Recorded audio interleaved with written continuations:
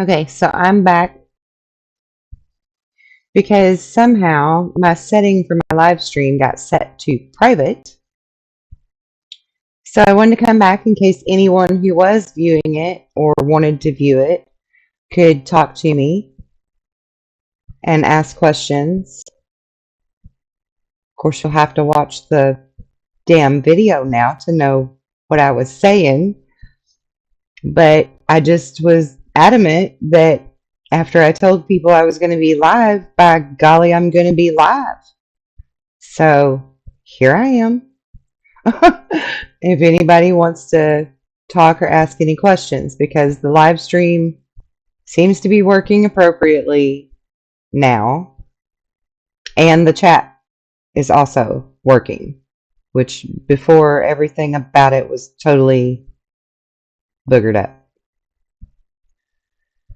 So I'm going to finish my cigarette.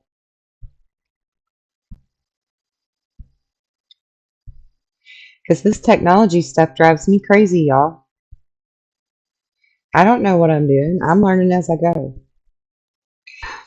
Um, but while I'm here, and I guess I'm just talking to myself anyway, which is okay, I'm going to go ahead and talk about the next subject matter that I was going to do a show on, which is called My Stripes Speak for My Wisdom, and that is my degree.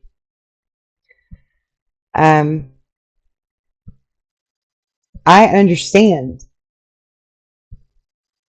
so many different people's point of view on addiction, abuse of all levels, emotional abuse, physical abuse, verbal abuse.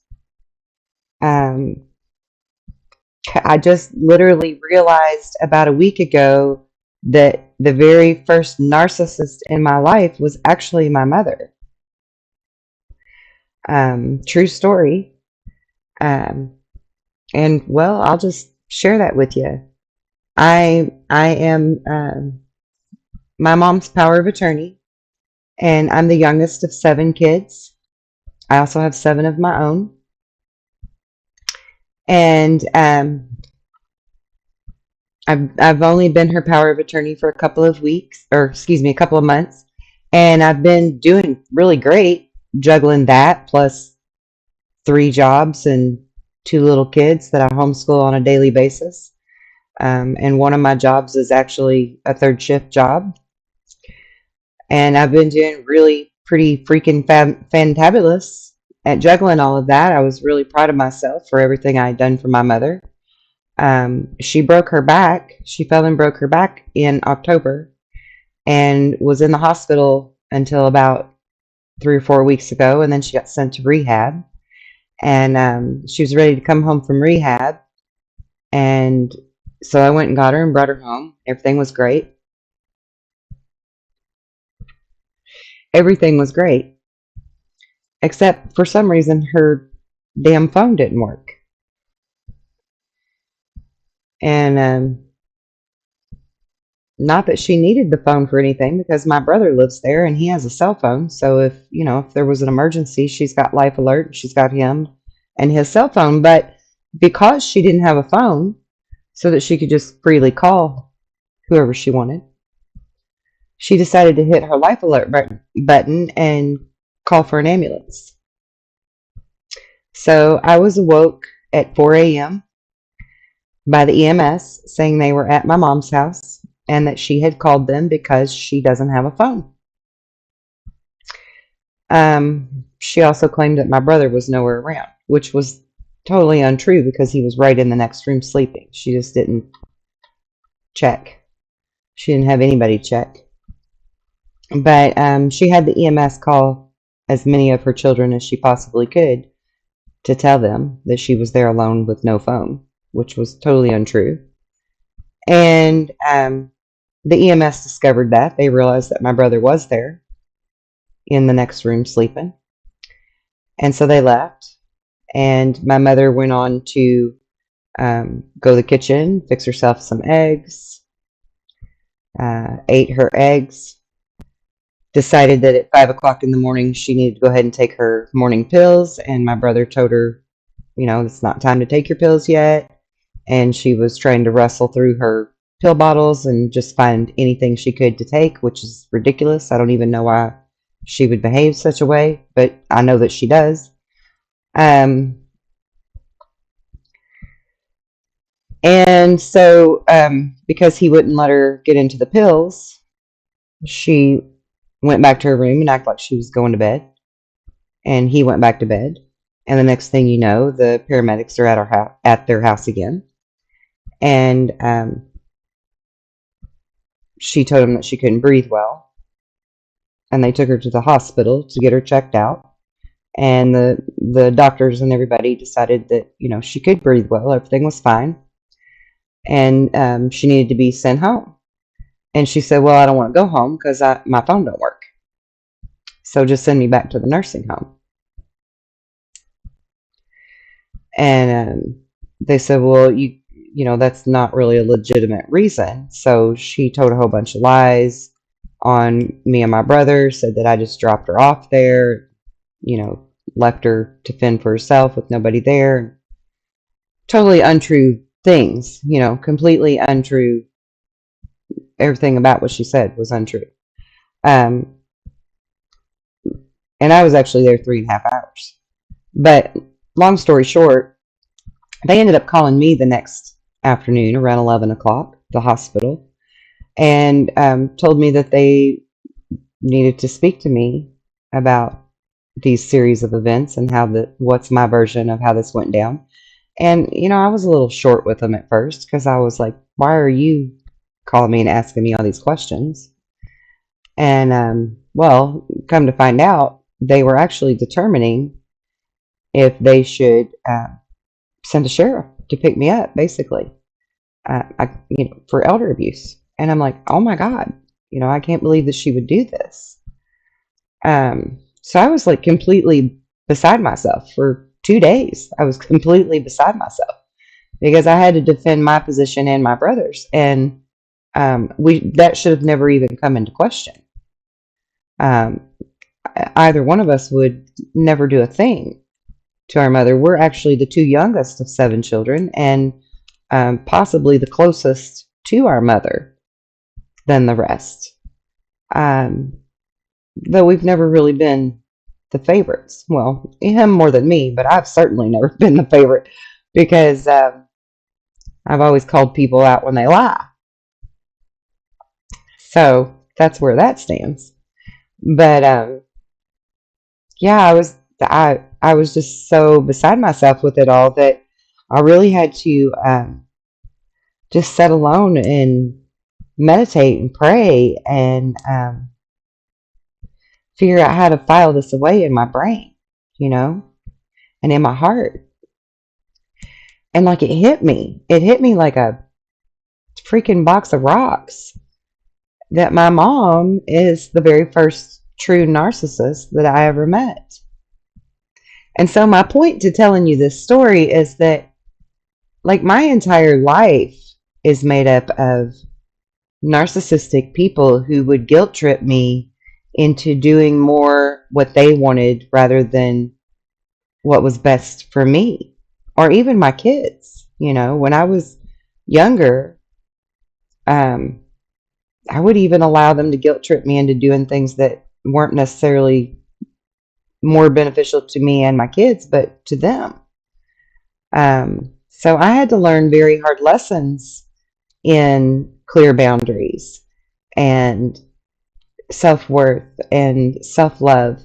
And I think that's truly what makes me the expert at this. I've been married 5 times to narcissists. Now, granted, some of them are outgrowing their narcissistic traits and overcoming them, which is a beautiful thing for them and their soul, certainly. But friends, even. I've had so many friends that were narcissists. And even, family members. that I just didn't know how to put those clear boundaries up for people for the longest time. And I started learning how to do that and learning how to be brave and be bold. See, I'm Cancerian, so I don't like conflict, and I don't like drama and I don't like gossip and I don't want anything to do with any of those things. I'll retreat into my shell and be alone, be by myself rather than to participate in those kind of things. I don't like to go to places that are unfamiliar to me. If it's going to be like a crowded place where I'm going to get a lot of attention and I don't know the people, I just don't like those kind of things. So I started facing those types of issues and fears and whatever within myself and pushing myself out of my comfort zone. And I'm a completely different person now than who I originally was. And it's been a work in progress, and it's still a work in progress. And I'm not perfect. But I'm pretty damn happy and proud of where I am and who I am at this point in life. And I guess I could take my glasses off so you could see me better. That glare is terrible. But I understand where you're coming from when you have difficulty using clear boundaries. I understand where you're coming from when you have difficulty with self-love, self-worth, even, when you're raised around narcissists and your friends are narcissists and all of your romantic relationships are abusive in some form or narcissistic or addicted to something. You have a lot of struggles. You start doubting yourself. And I'm naturally psychic, right? And I'm a natural medium. I naturally hear spirits speak that are in places that I go to. And I've always just accepted that. My family's always just accepted that. Luckily, my parents did encourage me to continue honing that, particularly my father. But my mother's family also is very strong psychic, very strong in their psychic abilities. Not necessarily my mother, but her family members. And so she was also open to it. But when you start getting around, friends and romantic relationships, and these people don't believe in these things, and they start putting you down for it, making fun of you for it, really making you question yourself, you do kind of come to this point where you're like, am I crazy? Am I just hearing things?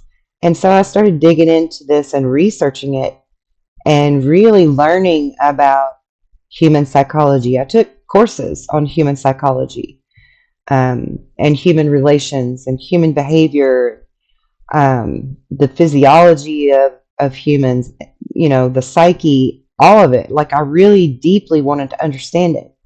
And so I would take courses after courses after courses and get books at the library and do all the studying that I possibly could to learn about these things. Because I knew my mission. I've always known my mission is to help in this great awakening and to help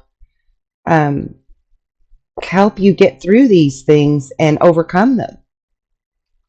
And so I also understood on some level that I needed to truly learn for myself in order to be a thorough teacher. And so all of it was meant to be, all of it was a divine path that I was on. And so I do truly deeply understand your position wherever you may come from. I understand poverty. I understand homelessness. I've been there. With 5 kids, I was homeless. I understand what it's like to not have enough money to feed everybody. And so when you have children, you let the children eat and you go hungry. I know that feeling. I also know what it's like to have a lot of money and no love in your household. You can be very comfortable and have very nice things all around you and plenty to eat. And if the people that you live with and are married to don't love you, don't see your self-worth, don't cherish you the way that they should, your life can be very sad and desolate and miserable. Money does not buy you happiness, and love doesn't feed you or shelter you. You know, I used to say I would rather have true love and live in a shack than to live in a mansion with no love, because I knew that life. So God gave me that other path. And I had someone who I thought really loved me, and I lived in a shack. I lived in very poor, very desolate conditions. And then realized that this person didn't even really love me, because once all of my money was gone and we ended up in this desolate position, they weren't going to do anything to change it, except rob me blind when they planned on leaving, which they did. But that's okay, because they didn't get the most valuable things that we had. That was the children that I have sole custody of. And you know, people say, you have 7 children. That's insane. And yeah, it's a little crazy sometimes, but it's a fun crazy. And I homeschooled all 7 of them. Well, 6 of them. The oldest one didn't really want to transition from public school, and I didn't force it. She'd already been through enough in her lifetime. She's the one that I helped to, well, resurrected from the dead, literally resurrected her. When she was 10, almost 11, she was in a car wreck with my mother. Again, because of my mother's lies, because my mother was actually going blind, but didn't want to tell anybody because she didn't want to lose her driver's license. And because of her lie, I almost lost my child. So, but again, divine circumstances, right? A divine path, because if that event hadn't happened, I would have never been brave enough to attempt such a thing, and would have prayed that I wouldn't ever be in a situation where I would need to attempt such a thing, because that's the most awful feeling in the world, losing a child. I've also experienced that recently with people that I love and care about who have lost their child. And it doesn't matter their age, it's always painful, period. It's a horrible thing, and no parent should ever have to experience that, you know, ever. It's just not natural. It's not natural. Our children are supposed to bury us one day when we're old, not the other way around. And I understand addiction. Though I've never been an addict, I truly understand addiction. I understand that the reason that people who are addicted to substances or alcohol, it's because they want something to numb the pain of their life, and they don't know how to stop it any other way. And yeah, there's no answers at the bottom of the bottle. I'm not encouraging people to be addicts at all. I'm encouraging you actually to seek a different avenue through me, or through yourself, or through some other avenue.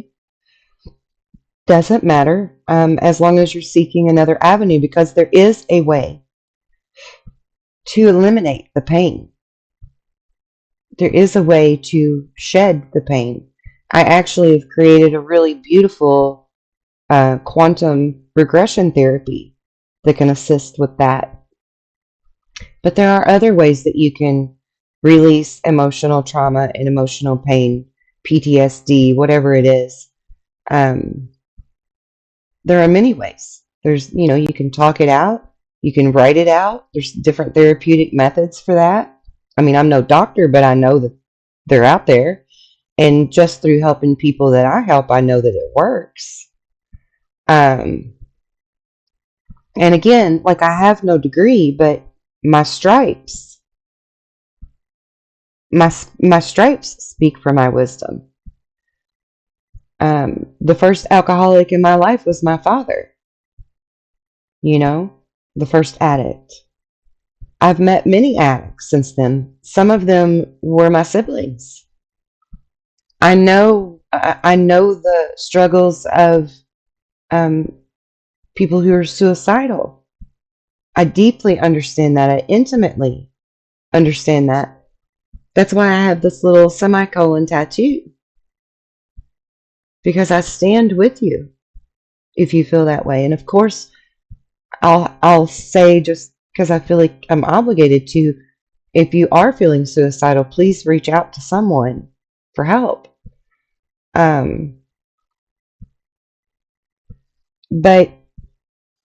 I understand intimately why someone would feel so low and such a lack of self-worth that they think they're better off gone, or that they think the world would be better off with them gone. They're completely wrong in their thoughts, but I can empathize with it. I know that feeling intimately.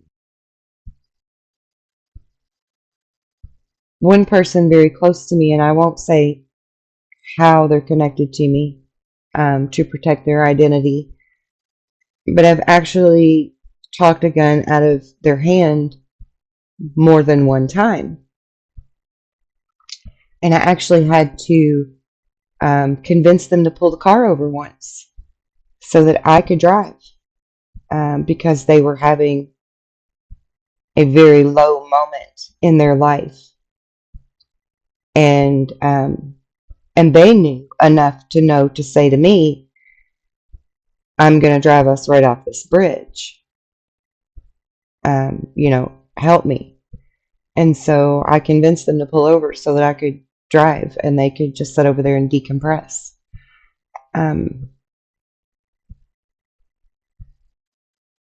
But these people aren't bad people just because they're depressed, or because they're contemplating suicide, or because they're addicted to something. Hell, even the narcissists themselves aren't really bad people. All of them truly are just very deeply hurt people, traumatized people. As a society, we are never, ever taught how to cope with that. We're not taught how to love ourselves. We're not taught clear boundaries. We're not taught that it's okay to love yourself. We're always just taught turn the other cheek and, do unto others as you would want them to do unto you. But we're not taught how to do for ourselves as we would want others to do for us. So everything's like a mirror. And I figure tonight is a good night to talk about that, with it being 12/21, December 21st, because 12 and 21 are a mirror of each other. A lot about our society is backwards and upside down in the way that they teach us and mold us into the adults that we've become. And truthfully, there's not a person on this planet that hasn't been jaded because of our society. Whether you're an American or an Australian or Yugoslavian, Russian, Chinese, Vietnamese, all over the world, African, everywhere, Germans, Swedish. It doesn't matter where you're from. We are all taught the same basic societal norms that are bullshit. And they are falling away. But what do you do with that when the old structure falls away and you have no foundation to build from with a new one? So, people like me, we offer you some type of structure, some type of foundation to build from, some way to know whether or not it's ego or it's heart-based love for self. So my stripes speak for my merit in all ways. Even in the scientific stuff that I speak of, even in the miraculous spiritual things I speak of, because I researched all of it. I tested it by the scientific methods. It is tried and true. And you are a miraculous being. And that was always kept a secret from you. And I want to help you prove to yourself just how amazing you really are. I'm going to start sharing more of myself with you. More of my personal thoughts, my personal daily life, so that you can see, by example, how to navigate through this world. Because it's not like the spiritual circles teach you. It's not all fluffy ponies and puppy dog tails and rainbows and unicorns. That's a bunch of crap. It's not about perfection, but it is about trying to attain to perfection and nirvana. There are so many things in this lifetime that you could be enjoying and that you will be enjoying as you learn who you are, that will feel like a dream come true to you. And I don't make empty promises, and I don't say things lightly. You can take it to the bank, and you can look right in my eyes and see that I'm telling you the truth. I will not lie to you. I will not mislead you in any way, shape, or form. If I say that it's possible, I 100% know that it is. And I know that it's hard to trust people, and I know that it's hard to even trust yourself, trust your own intuition, your own gut feeling, your own belief of having powers. It's hard because you've always been told not to. You've always been told that that's ego or that that's evil to believe such a thing. And it's the furthest thing from either of those, because God gave you these abilities. God, your Father in heaven, who created man in his image, gave you that spark within him to be a creator, to be a co-creator. And my nose always tickles. That's like my sign from God, my nose tickling. That or your head will start to tingle or your ears will ring. Those are signs from God and signs from your guides that you're on target. All right, let me look at my notes and see what else I need to talk about. Okay, I wanted to get back to understanding addiction for a minute, because I truly had this epiphany the other night after that incident with my mother. While I was sitting and meditating and in prayer, I was being shown many things. And I fully understand addiction now. I fully understand it. I see it from a new perspective. It helps your psyche not to crack from the pain and the confusion of life. It makes you feel stronger and more empowered mentally. And I get that now. I totally get that. And so I say to you, the addict, Namaste means I see me in you and you in me. A mirror. And so with you hearing my words that I truly get it,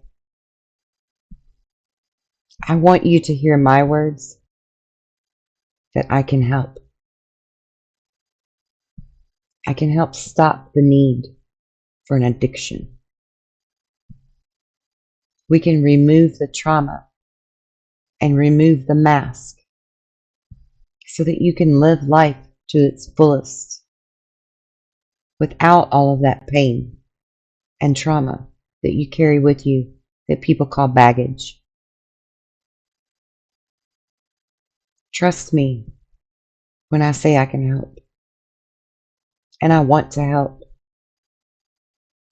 My mission in this life truly is to help heal the world and to give you, where is my key? To give you the key. Can you see my key? To take off your shackles and truly be free. My mission in this life is to heal everyone, one soul at a time, if necessary. And that is my humble, grateful, honorable duty.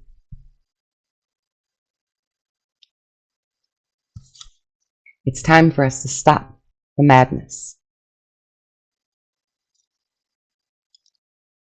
Now, I also want to touch on crying, because people view crying as a weakness, much like they view self-love as ego and pride as a sin.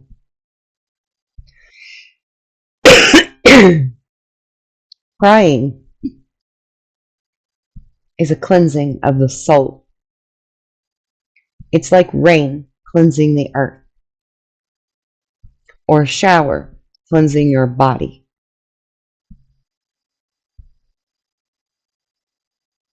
Crying is a release. It's a response to the emotion that needs to be freed from your body. So for those of you who try to be strong and brave and put on a good face and don't cry, I'm saying to you to embrace it.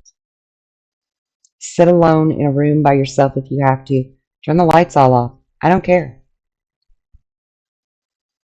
But embrace whatever it is that you feel within you that makes you want to cry, that you hold back.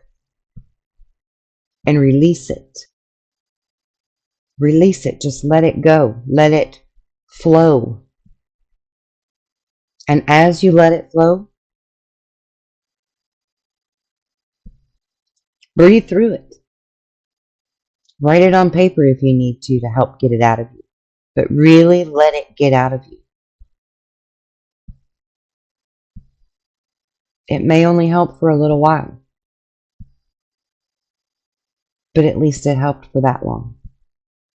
And the more that you do that, the more you embrace releasing those emotions that you hold on to that hurt you, those thoughts that hurt you,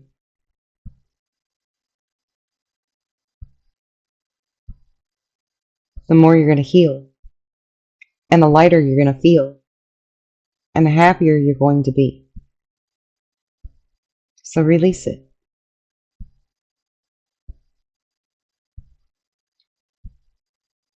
Real change comes from changing your perspective. I can help you to shift your perspective. I can help you to see with new eyes. And it even says that in the Bible, and I think even in Amazing Grace. That beautiful Christian song, I love that song, Amazing Grace. I was blind, but now I see. And the passage in the Bible is for those who have the eyes to see and the ears to hear. That's what that means. If you can see a new way to flip your perspective, you can find a new way to release the pain and the trauma and the ugly thoughts. Self-talk is a big one. The way that we speak to ourselves can be really ugly, really mean, really detrimental to our self-worth and our self-love. And we do it all the time, and we don't even give it a second thought when it happens. We just let it happen. We don't ever try to correct ourselves and say, okay, I shouldn't talk to myself that way. I need to talk better because I don't deserve that. Nobody teaches you to do that. And I can teach you that new perspective. I can give you reasons why to have a new perspective. And then I can help you to shift your energy and your eyes to the new perspective so that you can truly heal. Because there are many people on this planet that need to truly heal. And there should be no shame felt in needing it because, as I said earlier, nobody is unscathed on this planet. Nobody. We are all jaded or have been jaded in some way. I was jaded tremendously in many, many, many ways. And I've overcome it all. I've healed from it all. And I didn't let someone else heal me. I didn't depend on someone else to heal me anymore. I realized that that is something I needed to do myself. So I found a way to tap into those tools to do that. And I can show you how to tap into yours. Yes, I can move energy. Yes, I can heal people energetically. I can align your chakras and clear them. But if you don't know how to do the work, you won't know how to keep them cleared and in alignment. And I don't want to be a reluctant messiah. I don't want anybody looking at me like I'm on a pedestal higher than them. Because you can do everything that I can do. As Jesus said, you can do the same great works as me and more. More. And I want you to be excited about what more means. We have a beautiful, exciting future ahead of us.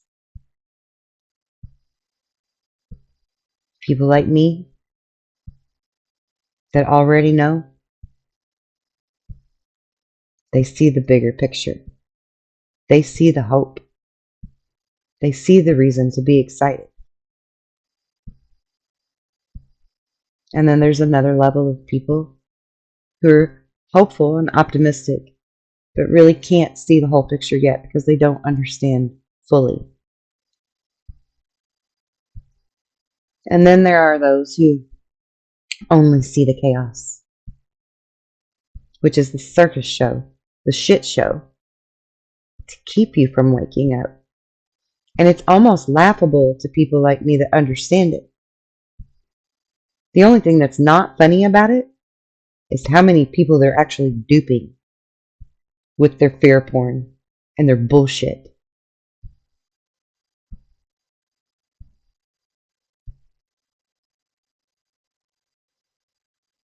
But honest to God, nothing can stop what's coming. You could possibly be your own downfall. That's a very real thing. Because thought matters. Thought creates matter. So if you think negatively about yourself, others, or the world at large, then the things in your world are going to fall apart and look really bad. Because that's what you expect to see. And so that's what the universe is going to deliver to you. Because it's neutral, like Switzerland, right? It doesn't give a damn either way. You'll learn your lesson sooner or later, and it doesn't care when. It has all the time in the universe. But I care. To some extent. I'll be honest. To some extent, I care. I care enough to want to teach the people who want to learn. I do not care enough to go out there and stand on a soapbox and waste my breath and my energy and my precious time trying to wake people up to it that just don't damn want to hear it. I used to be that person. I used to be so gung-ho about the whole thing. And I just wanted to shout it from the rooftops and tell everybody and really just almost basically push it down their throat. But you can't do that. You can't do that because free will fucking matters, right?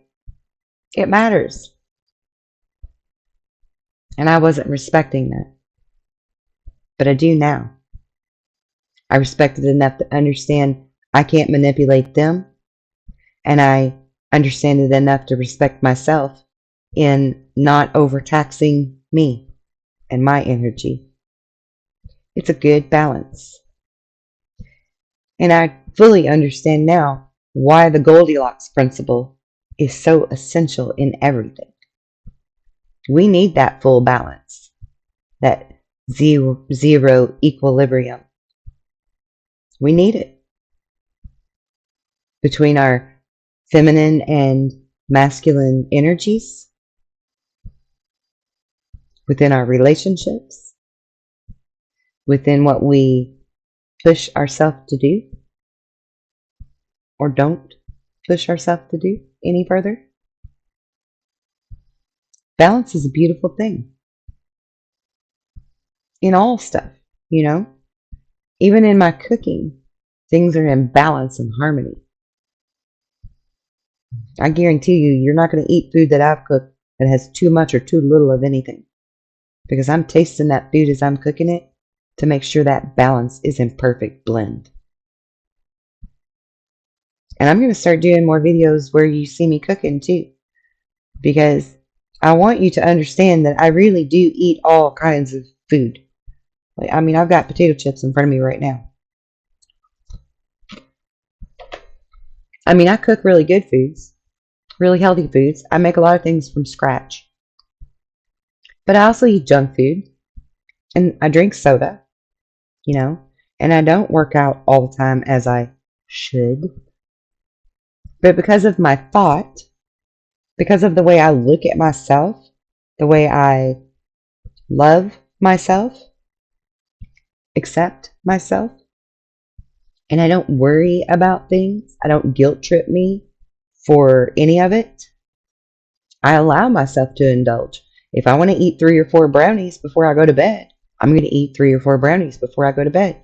Look, right here underneath of my desk, I got a box of Ding Dongs. And when I eat it, I'm not worried about it's going to make me fat. No. When I eat it, I'm savoring every delicious bite of it.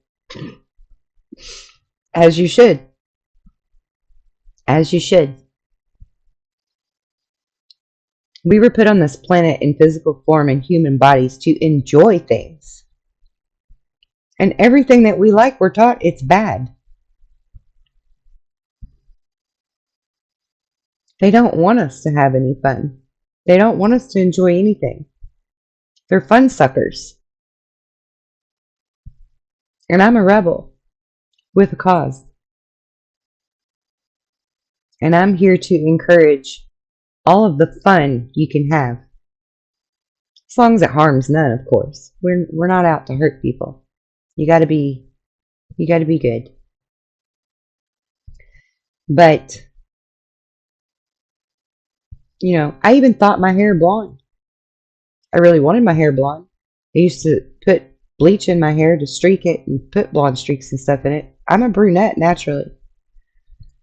But then when I started learning about chemicals and within our environment, in the water, in the food, all of that stuff, in the makeup, it really, really, really bothered me that we were putting those things on our body, in our body. And so I started eliminating all of those things from my house, all those chemical things. I don't use chemical cleaners. I learned how to make my own. I even made my own shampoo and soap and candles and things like that. I taught myself how to make those. I learned holistic and Ayurvedic applications. What's good for what, you know? My mentality is God gave us everything we need. But what was my point? Oh yeah, the hair. The chemicals. I didn't want to use the chemicals. They're bad for you to breathe. They're bad to be on your skin. So I'm like, okay, well, we're powerful beings. If I can bring my daughter back from the dead, surely I can turn my hair blonde. So I don't have to use chemicals anymore. So I just strongly looked at my hair and decided that it needs to just be blonde so that I don't have to color it anymore. And it just stayed blonde and I never had to color it again. And I had really dark brown hair, so I was constantly putting stuff on my roots. And look, man, I mean, like, I do not color my hair. You can ask anybody that knows me. I don't put a damn thing on my hair that isn't good for it. And hair color is not good for it. But thought is powerful. And I really need you to wrap your mind around that. That thought is powerful. And that we really can do amazing things. Hi, Dr. Ace. How are you? Good to see you. But yeah, I want to teach you guys all these amazing things. How to make your own shampoo if you want to. How to make your own medicines. You know. Oh, even my hair length, by the way, guys. If you look at my videos from a year ago, this is my real hair. This is my hair. And if you look at my videos from a year ago, that's when I really decided that I wanted to have long hair. And I just told my hair to start growing. And look how much it's grown in a year. I mean, it's really grown. And it's even longer, actually, from the back because it goes down. It goes way down to the bottom of my waist.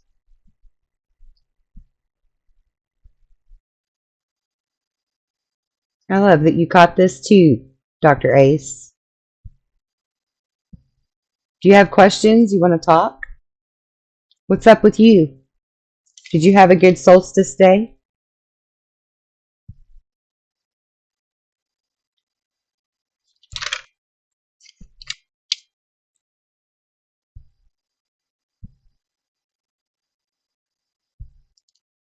I don't even know how long I've been talking. Like I said, I'm not real tech savvy. And so I'm looking at two screens and I don't see a time on either one of them. I have no clue.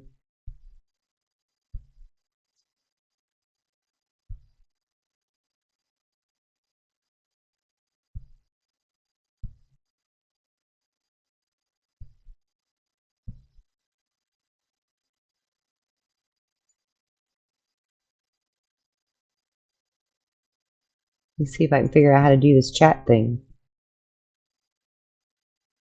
Here we go.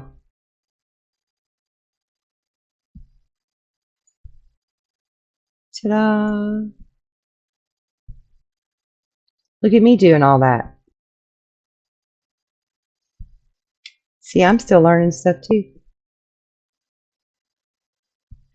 I'm seriously not tech savvy at all. And a couple of years ago, my guide, which I now know is Archangel Uriel and Aurora, before I just knew them as the custodians or the curators, they very loudly told me that I needed to build a website for people to come to. And, kind of like the Kevin Costner movie, Field of Dreams, build it and they will come. It was kind of like that. And I'm like, holy crap, I don't know how to build a website and I can't afford to pay somebody to do that shit. So I started reading all kinds of tutorials and watching videos on how to do it and built my own daggone website that I now have, totally from scratch. I didn't have a clue what I was doing. Thank you for loving my blonde hair, Dr. Ace. And yes, thought is very powerful.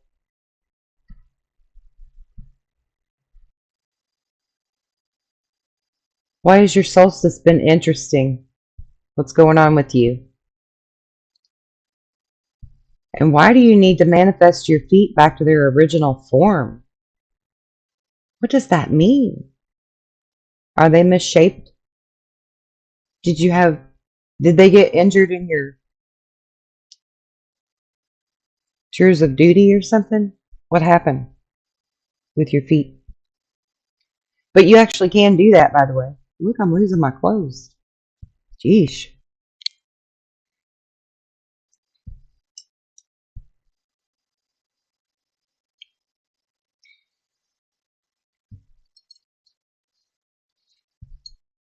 Listen, I'm going to smoke a cigarette. I know some people may frown on that, but I'm a smoker, and I'm going to smoke a cigarette after I drop everything.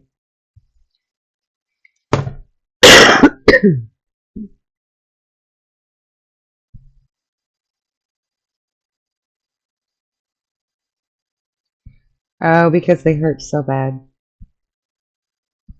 So do you want to talk about your solstice being interesting or no? You don't have to on the public thing if you don't want.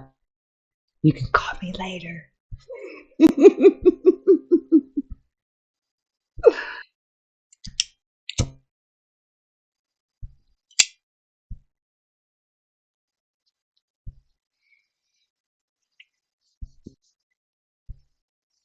This Zippo that I have was my solstice present to myself last year.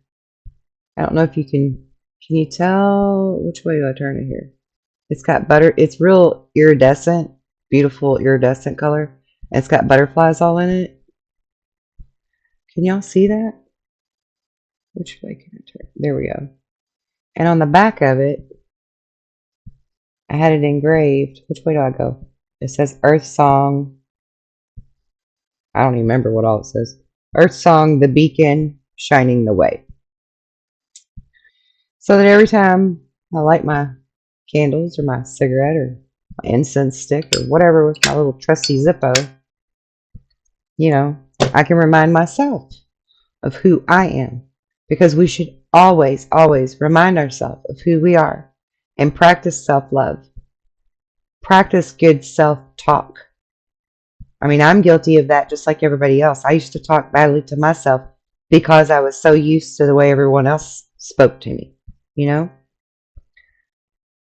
We have to change all of that.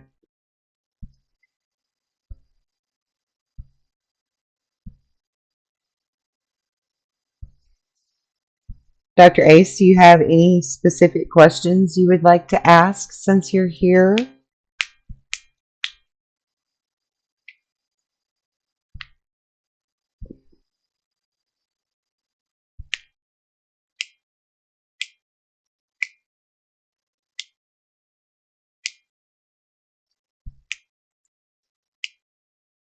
So I don't know if the chat replay is going to be on when this ends, so I'm going to read what Dr. Ace wrote here.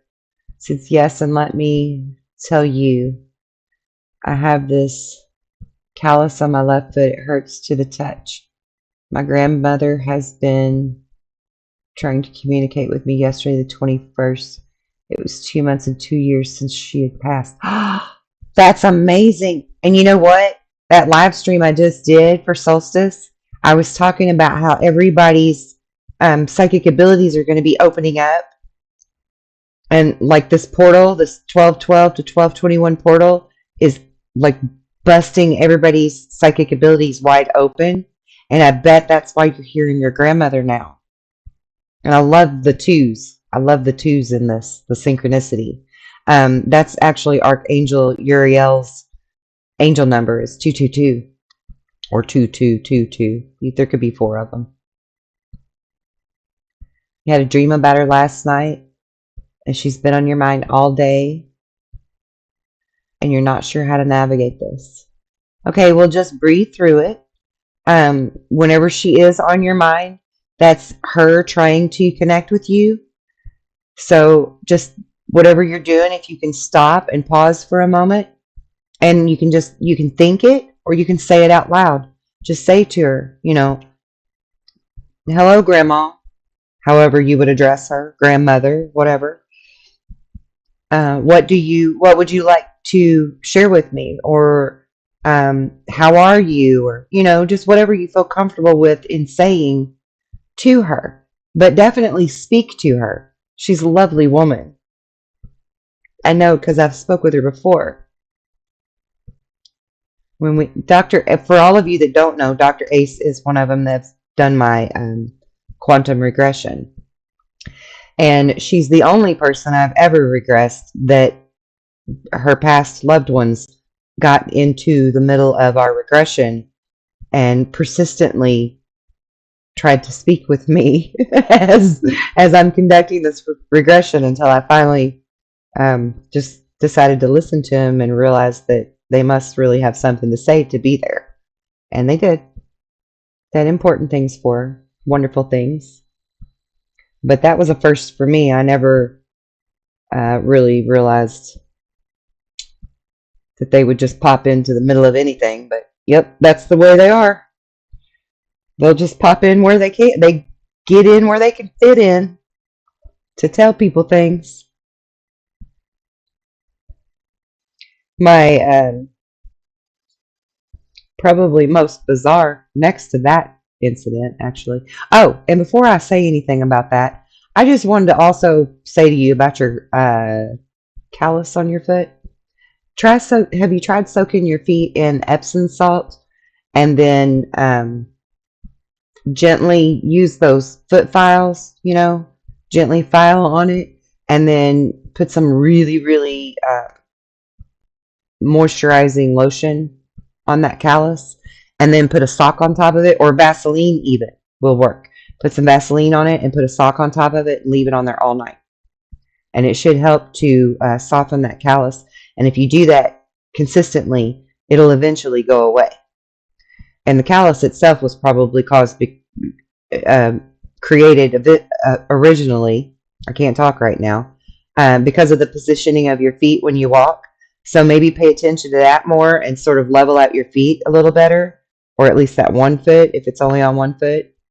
Try to level out your feet when you walk, correct the posture of the bottom of your foot, because that's what creates the calluses, is the imbalance. My youngest is 6 years old, and when he was born, they thought he had clubfoot, and they actually realized that he was just holding his feet in on his own, and he's autistic. He still holds his feet in on his own and walks on the sides of his feet, and because of that, he's created a stopper on the side of his foot, like a big callus.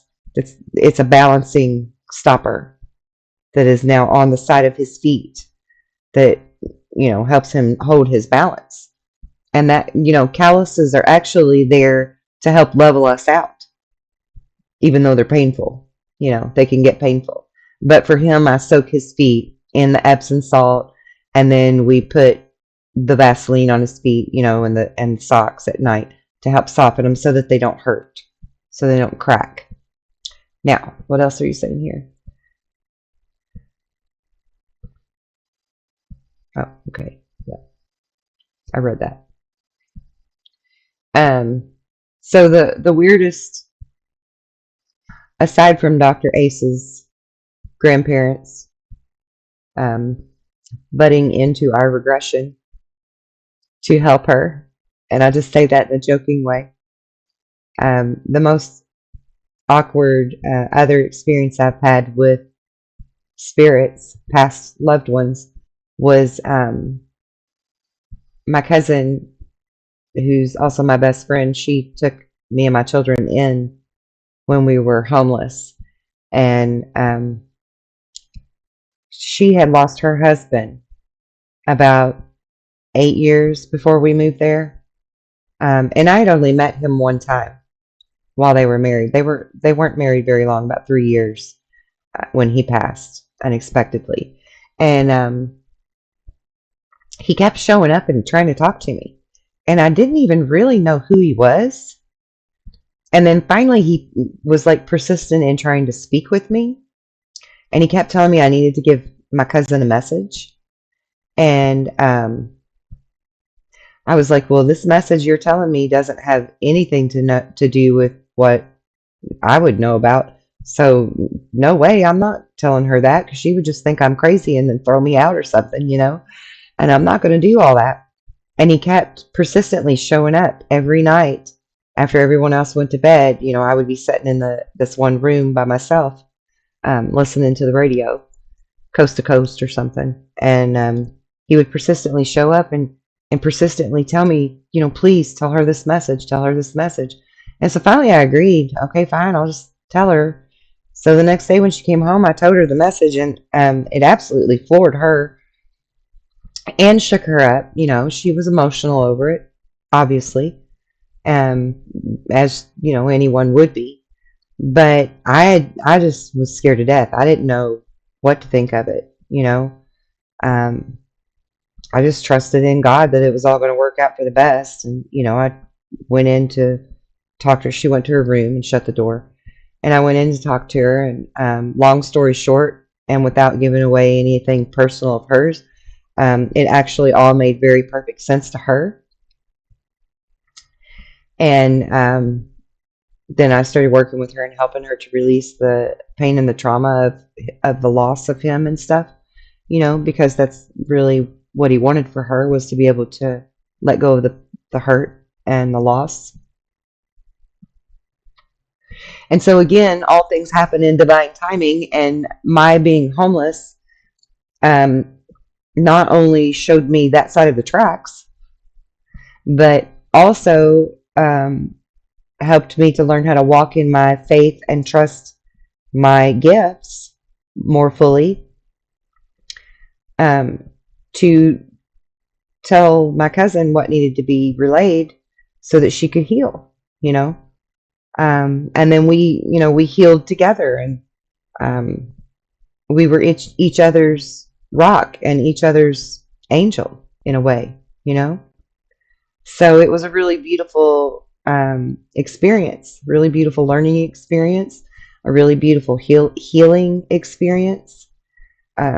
It'll forever be a bond that she and I will share forever, because it was just as meaningful to me as it was for her. I'm not like trying to boast and brag or anything.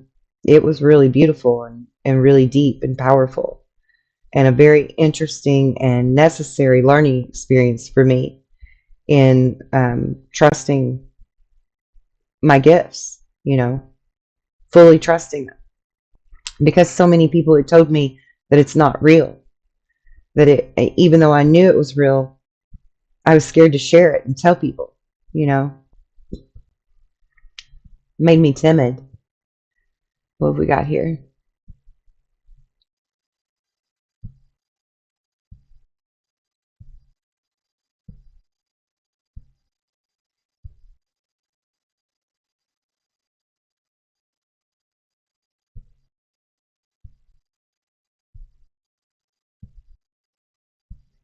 Yeah, it's your callus is actually there to protect you from further damage. That's right. Yeah, don't try to like cut it off or nothing. But definitely try after you've soaked it in the Epsom salt, because the Epsom salt's going to help it to feel better, right? Not just soften it so that you can work with it and file at it with the foot file. But it's also going to, soothe it. And then once you're done, dry it really thoroughly and put the Vaseline or the something that's really emollient, right? Some kind of lotion that would be very emollient, very moist. Put moisture back in there. And then, cover it up with a sock, or my grandma used to like wrap saran wrap type stuff around her feet with the Vaseline and then a sock, just so that the sock wouldn't absorb her Vaseline. So you could even do that if you wanted to. But she used to have really bad bunions, on her feet, on her toes. And that's how she would treat them. Because I come from a long line of people that are healers in many fashions, and we didn't depend on doctors for a whole lot of things. The Vicks Vapor Rub may not necessarily help the callus so much, but it is very good for putting on the bottoms of your feet and putting socks on when you're sick. It's really great for that, for kids or adults. It's super great for that. But I mean, I don't know about the callus. You could try it. It could work. I mean, it's got the Vaseline type petroleum, stuff to it. Yeah, you have bunions too. I'm telling you, my grandma used to do that all the time. She would soak her feet in the Epsom salt, really warm water and Epsom salt for about 15 minutes. I think it's like a quarter cup of Epsom salt to like a small tub of water. And then she would dry them really thoroughly. Let them, after towel drying them, air dry them a little bit. And then she would take the foot files to the calluses and the bunions. And then she would just smear her feet thick with Vaseline and wrap a piece of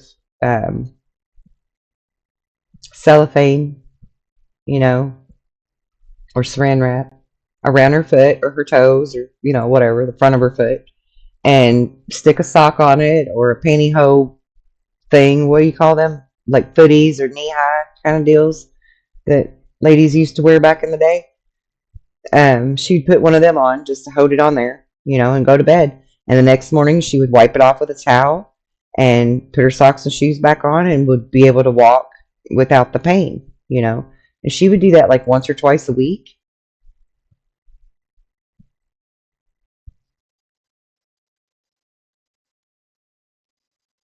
What time is it? It's almost 2 o'clock in the morning here.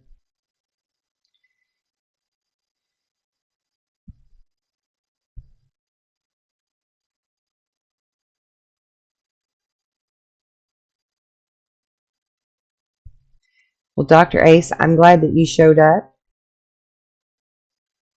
I always love talking to you, but I think I'm going to call it a night.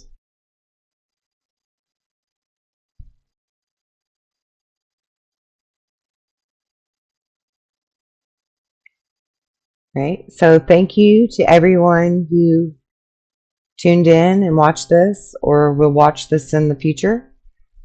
And if you need any help, if you need any guidance of any kind, please reach out to me.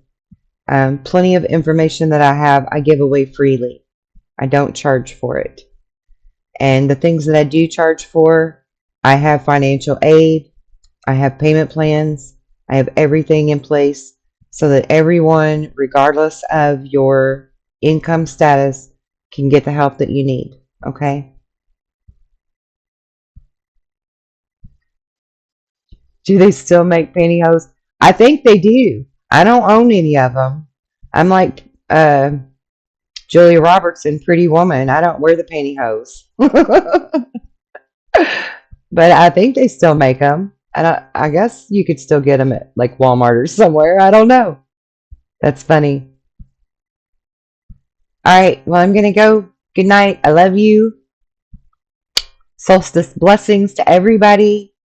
If you haven't watched the other video I did earlier tonight that for whatever reason was set to private, that was a live stream, please go check it out. It's got a lot of really cool information, important information for winter solstice and 2023. And I think I'm going to come back on tomorrow and do everyone's spiritual growth zodiac signs.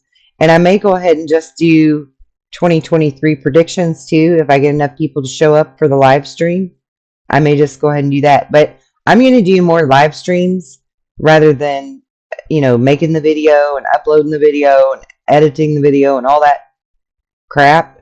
That takes a lot of work and a lot of time up. And like I said earlier, I work 3 jobs plus I homeschool, so I don't have a lot of time for that. But Thank you, Dr. Ace. I am glad that you caught this too. And yes, we will definitely chat soon. It's okay that you came in late, and I love your face too. All right, go watch the other one. Mwah! Love you much. Bye bye.